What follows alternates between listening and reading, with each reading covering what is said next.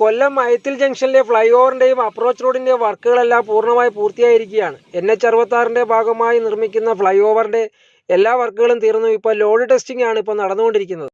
Load testing വിജയകരമായി പൂർത്തിയാക്കിയതിന് ശേഷം മാത്രമേ ഇത് ഗതാഗതത്തിന് തുറന്നു കൊടുക്കുകയുള്ളൂ. ഫുൾ ലോഡ് കയറ്റിയ 6 ടോറസ് ലോറികളാണ് ഈ പാലത്തിന് മുകളിൽ കയറ്റി നിർത്തിയിരിക്കുന്നത്. അപ്പോൾ ഇത് ഫുൾ ലോഡാണ്. ഇത്രയും വെയിറ്റ് ഈ പാലത്തിന് താങ്ങാനുള്ള കപ്പാസിറ്റി ഉണ്ടോ എന്ന് ചെക്ക് ചെയ്യുന്നതാണ് ഈ ലോഡ് ടെസ്റ്റിംഗ് കൊണ്ട് ഉദ്ദേശിക്കുന്നത്. അപ്പോൾ ഇത്രയും വെയിറ്റുമായിട്ട് ഈ ലോറികൾ കയറ്റി നിർത്തുമ്പോൾ പാലത്തിന് എന്തെങ്കിലും സ്ഥാനഭ്രമമോ അല്ലെന്നുണ്ടെങ്കിൽ മെഷർമെൻറ്റിലോ എന്തെങ്കിലും ചരിവോ ഒക്കെ ഉണ്ടാകുന്നുണ്ടോ എന്നുള്ളതാണ് ഇതിൻ്റെ മെയിൻ ടെസ്റ്റ് ചെയ്യുന്നതിനുള്ള ഉദ്ദേശം. അപ്പോൾ ഇത് വിജയകരമായിട്ട് പൂർത്തിയാക്കി കഴിഞ്ഞാൽ പാലം ഗതാഗതത്തിന് തുറന്നു കൊടുക്കാൻ സുരക്ഷിതമാണ് എന്നുള്ളതാണ് ഇതുകൊണ്ട് ഈ ടെസ്റ്റ് കൊണ്ട് ഉദ്ദേശിക്കുന്നത്. ഇനി ആകെ 1% താഴെയുള്ള വർക്ക് മാത്രമേ ബാക്കിയുള്ളൂ. റോഡിന് നടുക്കുള്ള ഡിവൈഡറിൻ്റെ വർക്കാണ് ഇനി കംപ്ലീറ്റ് ചെയ്യാനുള്ളത്. ബാക്കി ടാറിങ്ങും അതുപോലുള്ള ബാക്കി വർക്കുകളും എല്ലാം പൂർണ്ണമായിട്ട് പൂർത്തിയായിരിക്കുകയാണ്.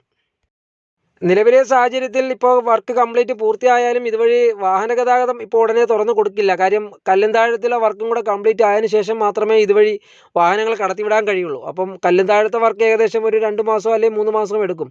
അപ്പോൾ അത് കഴിഞ്ഞിട്ട് ശേഷം മാത്രമേ അയത്തിലെയും കല്ലുംതാഴത്തെയും റോഡുകൾ പൂർണ്ണമായിട്ട് ഓപ്പൺ ആക്കി കൊടുക്കുകയുള്ളൂ.